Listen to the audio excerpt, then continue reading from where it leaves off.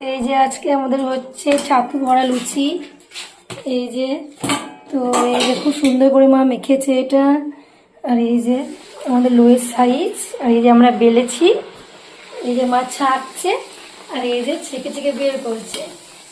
গরম গরম ছাতু ভরা লুচি। ওয়েদারটাও বেশ খুব সুন্দর আছে আজকে। এই যে যেহেতু আজকে রথ, তো চলো হ্যাপি রথযাত্রা, রথযাত্রা।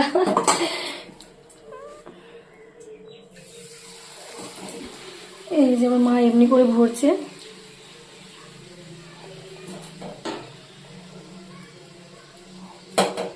এই যে